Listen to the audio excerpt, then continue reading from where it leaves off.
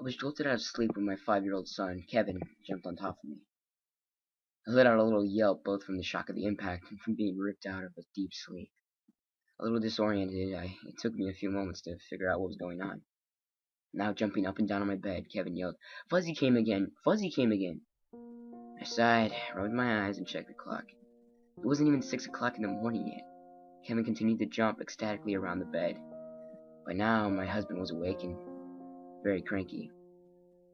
He looked over to the clock and, seeing the time, released a frustrated moan. "Jesus, kid, can't you wait until at least 6? He murmured sleepily. He too had been sleeping soundly. "Fuzzy came again. I told you he would."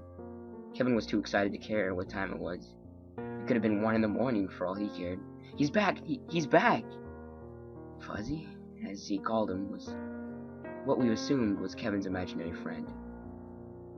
He described him as a fuzzy, colorful creature that arrives in magical mist through his window every night. They play together. Kevin claimed that he could change colors and even shape, but he was always fuzzy. My husband and I both dismissed this as an imaginary friend phase, as we lived in a somewhat rural area outside of a minor city, and there was no one around to play with. Every morning he would tell us what he did with Fuzzy last night. His stories would include making puzzles, reading books, jumping around, and cuddling. The one thing that was weird, though, was the fact that Kevin had at first told us that Fuzzy didn't want us to know about his nightly visits. A bit put off at first, but I soon disregarded this as merely a child's need to feel special because he had a secret. Sometimes I felt the need to check on Kevin at night just to make sure everything was alright. The main reason I didn't was because Kevin was a very light sleeper. In contrast to me and my husband, who were very heavy sleepers, I didn't want to run the risk of waking him up. Kevin had stopped talking about Fuzzy a couple months back, so we just assumed that he had grown out of it. I didn't see anything wrong with Kevin bringing Fuzzy back. I was happy as long as he was happy. I was a housewife. My husband worked in the city and was gone pretty much all day, so I cared for Kevin as he wasn't in school yet. It did get rather annoying after a while, constantly being bombarded with stories of Fuzzy all day. I smiled at Kevin's enthusiasm, but deep down I felt a sense of dread, welling up at the idea of Fuzzy returning. I got up out of bed and left the room, leaving my husband to deal with Kevin, and went downstairs. While making breakfast, I decided to check the newspaper. A car crashed on the interstate and nobody was found. A rich lady donated some money to the state for park improvements or something, claiming that their current state was simply unacceptable. There was a short editorial on why kids are doing poorly in school and parenting suggestions on the topic. An old man accused of pedophilia and using hallucinogenics and other drugs to lure children arrested 3 months ago was released from jail as there was not enough incriminating evidence. There was some sports stuff too, but I didn't bother checking that as I was never really into sports. Later that day, I was in Kevin's room cleaning up.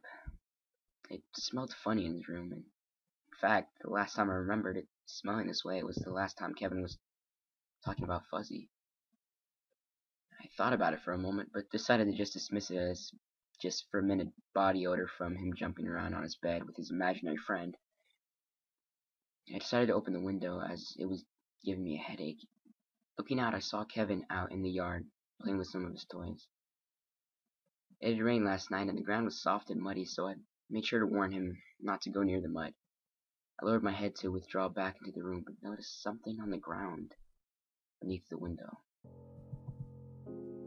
2 holes, about a foot or so apart.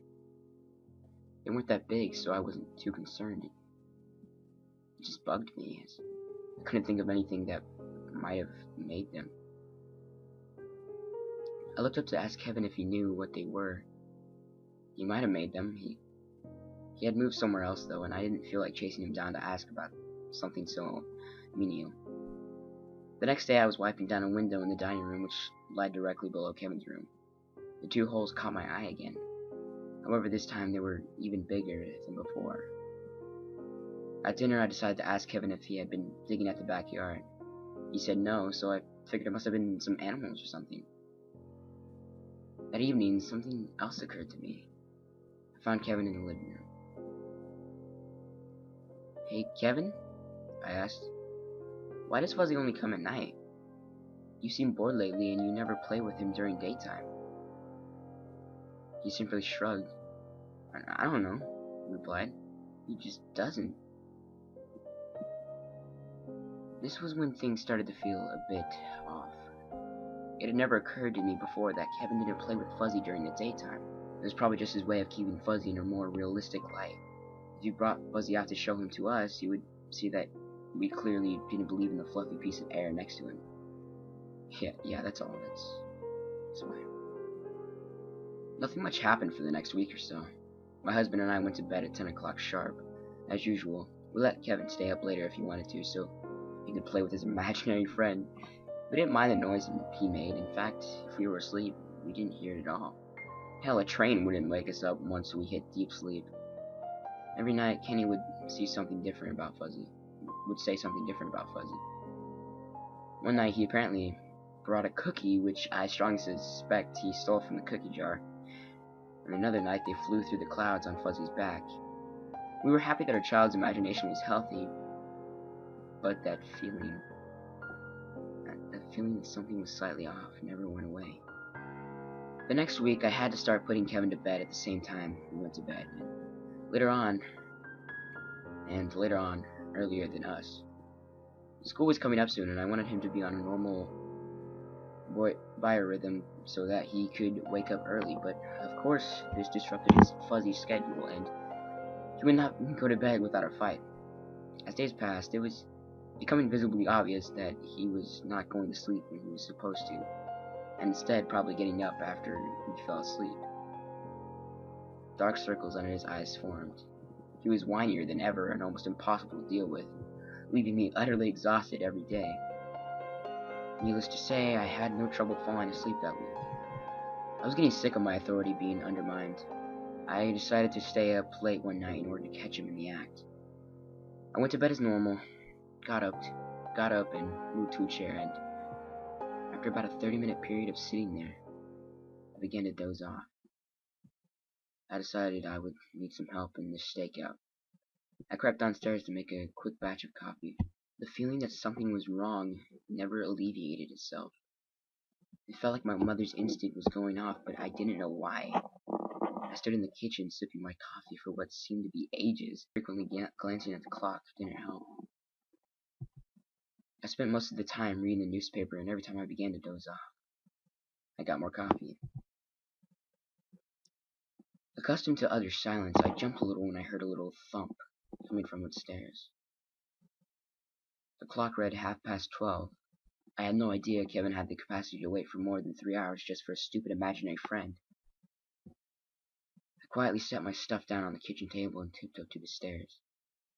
I made sure to avoid the creaky steps as I slowly ascended into the darkness of the second floor. Just as I reached the top step, I heard Kevin's voice from down the hallway.